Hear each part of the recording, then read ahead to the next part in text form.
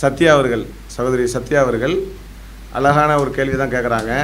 அவங்க வாழக்கூடிய ஒரு இடத்துல வந்து ஒரு முஸ்லீம் குடும்பம், ஒரு குடும்பம் தான் இருக்கிறாங்களாம்.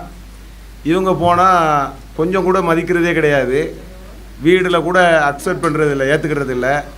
அப்படி ஒரு விதமான தனித்துவத்தோடு அவங்க இருந்துகிட்ருக்குறாங்க. அப்போ நீங்கள் ஒரு இணக்கமான ஒரு நெருக்கம் எப்படி ஏற்படும்? இப்போ நீங்கள் வீடு கேட்குறோம், உங்களுக்கு நாங்கள் வாடகை கொடுக்கலன்னு சொன்னால் உங்களை பற்றியே எங்களுக்கு தெரிய மாட்டேங்குதே, ஒரு விதமான ஒரு பயம், அது விலகி நிற்கிறீங்களா இல்லையா? ஒரு உதவுறது வைக்கிறது எந்த விதமான தொடர்பு இல்லாமல்லாம் இருக்குது அப்படின்னு சொல்லி ஒரு கேள்வியை கேட்கிறார்கள். இதில் ஒரு விஷயத்தை நீங்கள் புரிஞ்சுக்கிடணும். முதல்ல வந்து இஸ்லாமிய மார்க்கம் எங்களுக்கு எதை கற்றுத்தந்திருக்குன்னு சொன்னால், பக்கத்து வீட்டார்கிட்ட கூட நாங்கள் ரொம்ப நெருங்கி பழகணும், ரொம்ப அன்பாக இருக்கணும். பக்கத்து வீட்டில் உள்ளவங்க பசிச்சிருக்கிறாங்களா, தாகித்திருக்கிறாங்களா, அவங்களுக்கு தேவைகள் இருக்கிறதா, அவங்களுக்கு கஷ்டம் இருக்கிறதா, இதையெல்லாம் நாங்கள் பார்க்கணும். நாங்கள் நல்ல வசதி, சாப்பாடு, தூக்கம் இப்படின்னு எங்கள் இதை மட்டும் பார்க்கக்கூடாது. அண்டை வீட்டாரிடம் உடைய தேவையை நீங்கள் கவனிக்க வேண்டும் என்று சொல்லி நபிகள் நாயகம் சொல்லியிருக்கிறாங்க.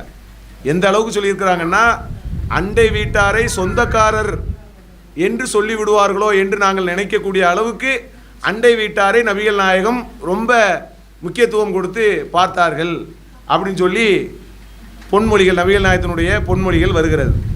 அதே போல் முஸ்லீம் அல்லாதவர்கள்ட்ட நாங்கள் நிறைய நெருங்கி பழகணும், உதவணும். அது இஸ்லாம் எங்களுக்கு கற்றுத்தந்திருக்கக்கூடிய ஒரு வழிமுறை.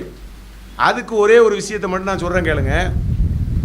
இப்போ நாங்கள் சம்பாதிக்கிறோம் பாருங்கள், ஜக்காத்துன்னு சொல்லுவோம். ஜக்காத்து கொடுக்கணும், ஜக்காத்து கொடுக்கணும் கேள்விப்பட்டிருப்பீங்க. இப்போ நாங்கள் 1 லட்ச ரூபா நாங்கள் சம்பாதிச்சோம்னு சொன்னால் 2500 ஏழைக்கு கொடுத்துடணும். இப்போ நாங்கள் 1 லட்ச ரூபா சம்பாதிச்சா கவர்மெண்ட்டுக்கு கொடுக்குறது வேறு, நாங்கள் கடவுளுக்கு பயந்து ஏழைக்கு கொடுப்பது என்பது வேறு. கவர்மெண்ட்டுக்கு தனி அது வரி, அந்த கணக்கில் வராது. கவர்மெண்ட் கொடுத்துட்டேன் அதனால் நான் ஜக்காத்து கொடுக்க மாட்டேன்லாம் சொல்ல முடியாது. ஜக்காத்து என்பது நாங்கள் ஏழைகளுக்கு கொடுக்கணும். 1 லட்ச ரூபா சம்பாதிச்சா, 5 லட்ச ரூபா சம்பாதிச்சா 12,500 கொடுக்கணும். சம்பாதிக்கக்கூடிய ஒவ்வொரு ரூபாக்கும் நாங்கள் கொடுக்க வேண்டிய ஒரு நிலையில் இருக்கிறோம். ஒரு குறிப்பிட்ட தொகை, ஒரு 40, ஒரு பவுன், ஒரு 11 பவுன் அளவுக்கான ஒரு தொகை உரிய ஒரு நபர்களாக நாங்கள் மாறிவிட்டால் நாங்கள் வந்து என்ன செஞ்சிடணும், ஏழைகளுக்கு உதவணும். இந்த ஏழைகளுக்கு உதவணும்னு குர்ஆன் ஒரு பட்டியல் போடுது. அது யாருன்னு கேட்டால் ஏழைகள், நாடோடிகள், வசதி இல்லாதவர்கள், உறவினர்கள் அப்படிங்கிற மாதிரி சில பட்டியல்களை எல்லாம் குர்ஆன் போடுகிறது. அதில் ஒரு ஆள் யாருன்னு கேட்டால் முஸ்லீம் அல்லாதவர்கள், அதாவது உள்ளங்கள் ஈர்க்கப்பட வேண்டியவர்கள். அப்போ முஸ்லீம் அல்லாதவர்களுக்கு எங்களுடைய பணத்தில், என்ன பணத்தில், நாங்கள் சம்பாதிக்கிற பணத்திலேயே உதவணும்னு சொல்லி குர்ஆன் சொல்கிறது, நாங்கள் சொல்லலை. அதே மாதிரி குர்ஆனில் ஒரு வசனம் வருகிறது. என்ன வருதுன்னு சொன்னால், யாருக்கு, அதாவது நன்மையை கொண்டு நீங்கள் தீமையை தடுங்கள், யாருக்கும் உங்களுக்கும் பகை இருக்கிறதோ அவர்கள் உற்ற நண்பர்களாக மாறிவிடுவார்கள். அப்போ இந்த உலகத்தில் நீங்கள் வாழக்கூடிய நேரத்தில் நன்மையை கொண்டு தான் தீமையை தடுக்கணும், உதவணும். அப்படின்னா தான் நீங்கள் நெருக்கத்தையும் அன்பையும் பெற முடியும்னு சொல்லி குர்ஆன் எங்களுக்கு கற்றுத்தருகிறது.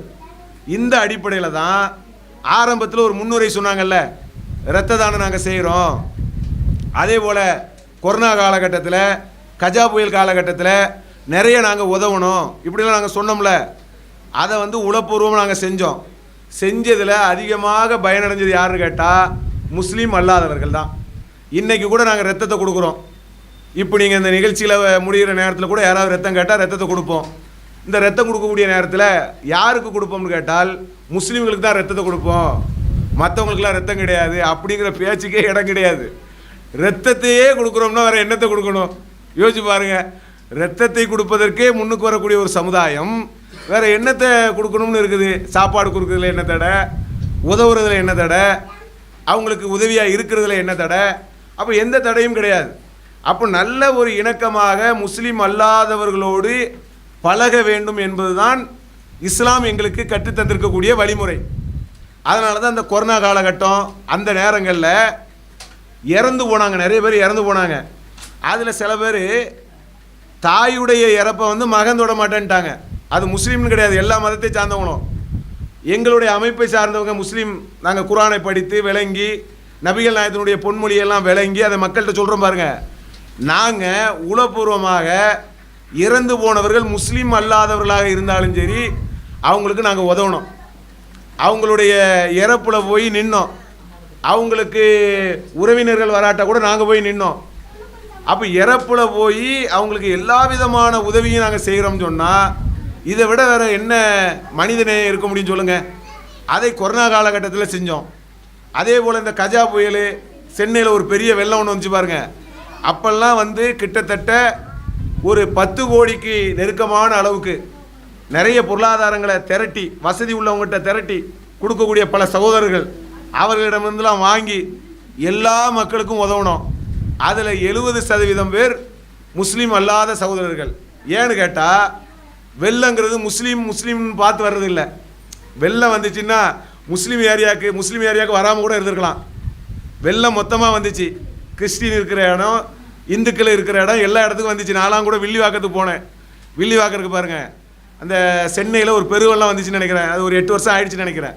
கடுமையான வெள்ளம். எல்லா விதமாக அரசாங்கம் கூட 7 வாரம் ஆயிடுச்சு செயல்படுறதுக்கு. கரண்ட் எல்லாம் கனெக்ட்லாம் போயிடுச்சு. அப்போ நேரடியாக கிட்டத்தட்ட ஒரு 5000 நம்முடைய ஜமாத்தை சார்ந்தவர்கள் களத்தில் நின்னோம், போய் உதவணும். பிரெட்டு, நல்ல வசதி உள்ளவங்க தான். அந்த நேரத்தில் பிரெட்டு இல்லை, தண்ணி இல்லை, வசதி இருக்குது, லெட்டில் கெட்டாக பணம் இருக்குது. பணத்தை என்னவாக்க முடியல, ஒரு சின்ன 10 ரூபா பிரெட் ஆக்க முடியலை, தண்ணி ஆக்க முடியலை. அப்போ நம்ம என்ன செய்கிறோம், நமக்கு அந்த பாதிப்பு இல்லை. பாதிப்பு இல்லாத இடத்துலேருந்து எல்லோரும் வந்து ஒரு போட்டில் போய் நீங்கள் இன்றைக்கும் கூகுளில் சர்ச் பண்ணி பார்த்தீங்கன்னா நான் சொல்வதற்கான ஆதாரத்தை பார்க்க முடியும். ஏதோ இந்த சபைக்கு சொல்கிற நீங்கள் நினைக்கக்கூடாது. நான் சொல்வதை நீங்கள் சர்ச் பண்ணி கூகுளில் நீங்கள் பார்த்தீர்கள் என்று சொன்னால் அதற்குரிய வீடியோ ஆதாரங்கள் நீங்கள் பார்க்கலாம். அப்போ போட்டில் போய் மாடிப்படி ஏறி சில இடங்களில் இதே நம்ம அடையார் நினைக்கிறேன், அடையார் அந்த கூவாறு வரும் பாருங்க, அந்த சைடு நிறைய சைதாப்பேட்டை அந்த இடத்துல நிறைய வீடுகள் எல்லாமே வசதி இல்லாதவங்க, குடிசை, இந்த அளவுக்கு இறங்கி போய் உதவி கொண்டு வந்தோம். இதில் நீங்கள் என்ன முஸ்லீமா அந்த பேச்சுக்கே இடம் இல்லை. மனுஷனா அவ்வளோதான், பாதிக்கப்பட்டிருக்கிறியா அவ்வளோதான். அப்போ மனிதனா பாதிக்கப்பட்டிருக்கிறியா, இந்த அளவுகளை பார்த்து எல்லா விதமான உதவிகளையும் நம்ம என்ன செஞ்சோம், செய்தோம். இப்படி தான் செய்யணும். ஒரு முஸ்லீமாக இருந்தால் ரோட்டில் போகக்கூடிய ஒரு கல்லை கூட எடுத்து போடணும். நபிகள் நாயகம் சொல்கிறாங்க. இப்போ நன்மைனா என்ன, நம்ம என்ன புரிஞ்சு வச்சுக்கிறோம், நன்மைனா என்ன, ஏழைக்கு உதவுறது. இந்த ஆதாரங்கள்லாம் அந்த இருக்குது, பார்த்துக்காங்க. அந்த நாட்களுடைய ஆதாரங்கள் முஸ்லீம் அல்லாத சகோதரர்கள் போஸ்ட் பண்ணியிருக்கிறாங்க. நம்மளுடைய செயல்பாடுகளை பார்த்து இஸ்லாமிய சகோதரர்கள், தொப்புள் கொடி உறவுகள், பாய்மார்கள் எல்லாம் தாய்மார்களாக மாறிவிட்டார்கள் அப்படின்னு சொல்லி ரொம்ப உருக்கமாக பதிவு போட்டாங்க. ஏன்னா அவங்க சொன்ன மாதிரி அவங்க ஊரில் உள்ளவங்க மாதிரி தான் உலகத்தில் எல்லோரும் இருப்பாங்கன்னு நினைப்பாங்கல்ல. அப்போ இது என்னடா வித்தியாசமாக இருக்குது, எல்லாம் அவங்க வந்து நிற்கிறாங்களாங்கும் போது ஒரு வியப்பு அடைந்தார்கள். அப்போது சமுதாயத்தில் முஸ்லீம் அல்லாத மக்களோடு இணக்கமாக பழகணும், உதவணும். இது முஸ்லீம்லாம் கிடையாதுங்க. ரோட்டில் போகும்போது ஒரு கல்லை எடுத்து போடுங்க, நபிகள் நாயகம் சொல்கிறாங்க. பாருங்கள், எதனால் ஒரு இஸ்லாம் மார்க்கம் என்பது வளர்ந்துச்சு நீங்கள் யோசிக்கணும். இப்போ நாங்களும் முஸ்லீம் அல்லாத ஒரு சமூகத்திலேருந்து வந்தால் தானே, ஏன் அந்த ஈர்ப்பு வருது நீங்கள் பாருங்கள். ரோட்டில் போகும்போது ஒரு கல்லை எடுத்து போடுங்க, முள்ளை எடுத்து போடுங்க. எந்த அளவுக்குன்னு கேட்டால் நாங்கள் ஒரு நாளைக்கு 5 வேளை தொழுகணும். தொழுகைக்காக நான் ஓடும்போது ஒரு ஆள் ரோட்டில் அடிபட்டு கிடக்கிறாரு, முஸ்லீம் அல்லாதவர் தான், ரத்தம் வருது. நான் இப்போ தொழுகை நிறைவேற்ற போகணுமா, அவரை போய் ஆஸ்பத்திரியில் சேர்க்க போகணுமான்னா தொழுகையை நிறைவேற்ற வேண்டிய அவசியம் அந்த நேரத்தில் இல்லை, லேட் பண்ணிக்கிடலாம். நேராக போய் அவரை ஆஸ்பத்திரியில் சேர்த்து அதுக்குரிய ட்ரீட்மெண்ட்களை கொடுத்து அவருடைய உறவினத்தை கனெக்ட் பண்ணி அவளை வேலைகளை செஞ்சால் மிகச்சிறந்த ஒரு செயல். ஏற்கனவே நான் சொன்னேன், இறந்தவர் ஒரு வாழ்க்கை சொர்க்கம் சொன்னோம்ல, கெட்டவங்களுக்கு தான் நரகத்தை சொன்னேன். நல்லவங்க யாருன்னு கேட்டால் இந்த பட்டியலில் வர்றவங்க தான். இந்த செயல்பாடுகளை செய்யக்கூடியவர்கள் நல்லவர்களாக இருப்பார்கள், சொர்க்கம் கிடைக்கும், அப்படி நம்புகிறோம் நம்ம. அப்போ ரோடுகளில் போகும்போது கல், முள், அது எதாக இருந்தாலும் சரி, பைக்கை ஓரமாக நிப்பாட்டிக்கிட்டு ஒரு ஆணி கடந்தால் கூட எடுத்து ஓரமாக போட்டுருணும். அன்னைக்கு கூட ஒரு சகோதரர் ட்ரெயினில் வந்து வேகமாக எழுந்து ஓடுறாரு ட்ரெயினில் ஏறுறதுக்கு. நாங்கள்லாம் போகிறோம், ஒரு 4-5 பேர் போகிறோம், முஸ்லீம் சகோதரர் தான். அப்போ நீங்கள் பார்க்கும்போது ஒரு பலகை, ஒரு பெரிய பலகை, ஆணி நீண்டு இருக்குது, அதை அப்படியே போட்டு வச்சுருக்குறாங்க. யார் வேணாலும் மிதிக்கலாம், இவ்வளோ பெரிய ஆணி. அப்போது ட்ரெயினில் அர்ஜெண்ட்டாக போகக்கூடிய நேரத்தில் கூட அந்த ஆணியை அப்படியே கவுத்து சரி பண்ணிட்டு போகிறாரு. சொல்லிவிட்டு என்ன சொல்கிறாரு, இது எங்களுக்கு மார்க்கம் கற்றுக் கொடுச்சிச்சு, இஸ்லாம் எங்களுக்கு கற்று தந்துருக்குது, ட்ரெயினில் போகிறது ஒரு பக்கம் இருக்கட்டுப்பா, எவ்வளோ பெரிய பாதிப்பு இருக்குது பாருன்ட்டு. அப்போ நீங்கள் யோசிக்கணும், இதைத்தான் இஸ்லாம் கற்றுத்தருகிறது. மனித நேயத்தை நபிகள் நாயகம் ரொம்ப வலியுறுத்தி சொல்லியிருக்கிறாங்க. நிறைய உதவி இருக்கிறாங்க முஸ்லீம்களுக்கு, முஸ்லீம் அல்லாதவர்களுக்கு நபிகள் நாயகம் நிறைய உதவி இருக்கிறாங்க. அப்போ அந்த மாதிரியான ஒரு விஷயத்தை தான் இஸ்லாம் நமக்கு கற்றுத்தருகிறது. இப்போ நீங்கள் சொன்னீங்கல்ல ஒரு ஆளுன்னு சொல்லிட்டு, இப்போ நாங்கள் வசிக்கக்கூடிய பகுதியெல்லாம் நீங்கள் பார்த்துக்கிட்டிங்கன்னா, இப்போ நம்மெல்லாம் ஒரு வீட்டில் இருக்கிறோம், நம்ம முஸ்லீம் அல்லாத சகோதரருடைய வீட்டில் தான் இருக்கிறோம். நிறைய 4-5 வீடுகள் பார்த்தோம். ஆரம்பத்தில் நான் சொல்கிறது ஒரு 4-5 வருஷத்துக்கு முன்னால் 4-5 வீடு பார்த்தோம். பார்க்கும்போது முஸ்லீமுக்கு வீடு கொடுப்பீங்களா, ஏன்னா 4-5 இடத்துல வீடு தரல. அப்போ 5வது ஆள், இப்போ நான் இருக்கிற இடத்த சொல்கிறேன், 5வது ஆள் அவங்கக்கிட்ட கேட்டோம், முஸ்லீமுக்கு வீடு கொடுப்பீங்களா பாய் அண்ணே அப்படின்னு கேட்டோம். கொடுப்பேன் தம்பி, ஒன்றும் பிரச்சனை இல்லை.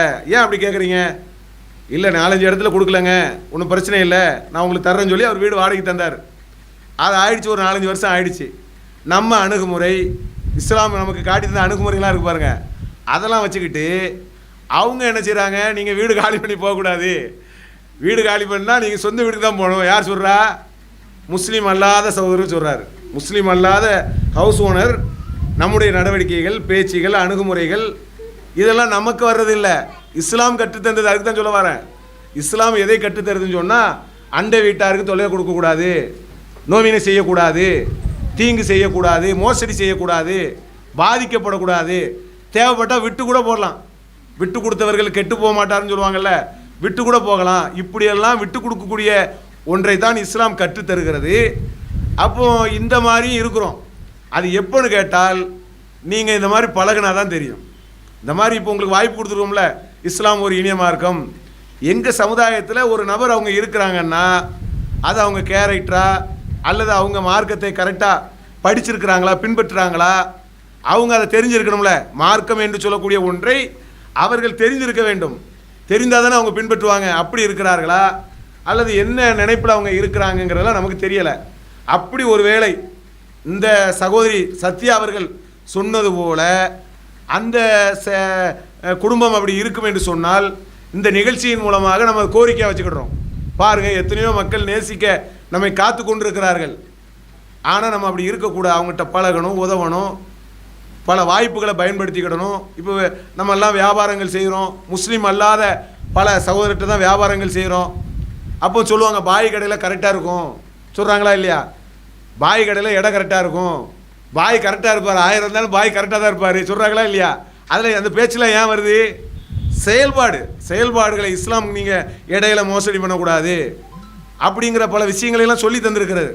முஸ்லீமாக இருந்து கொண்டு ஒருவர் அப்படி இருக்கிறாருன்னு சொன்னால் அவரும் தப்பு செய்கிறார், இஸ்லாத்துக்கும் என்ன செய்கிறார்? ஒரு கெட்ட பெயரை ஏற்படுத்துகிறார். அது மாதிரி யாரேனும் இருப்பார்கள் என்று இருந்தால் இந்த நிகழ்ச்சியின் மூலமாக நீங்கள் மாற்றிக்கொள்ளுங்கள். எத்தனையோ ஒரு சகோதரிகள், முஸ்லீம் அல்லாத சகோதரிகள் இஸ்லாத்தையும் நம்மையும் நேசிக்க காத்து கொண்டிருக்கிறார்கள் என்பதையும் இந்த நிகழ்ச்சியின் மூலமாக நம்ம தெரியப்படுத்திக் கொள்கிறோம். இஸ்லாம் மற்றும் சமுதாய செய்திகளை அறிந்து கொள்ள தமிழ்நாடு தௌஹீத் ஜமாஅத் யூடியூப் பக்கத்தை உடனடியாக சப்ஸ்கிரைப் செய்து கொள்ளுங்கள். மேலும் பெல் பட்டனையும் கிளிக் செய்து கொள்ளுங்கள்.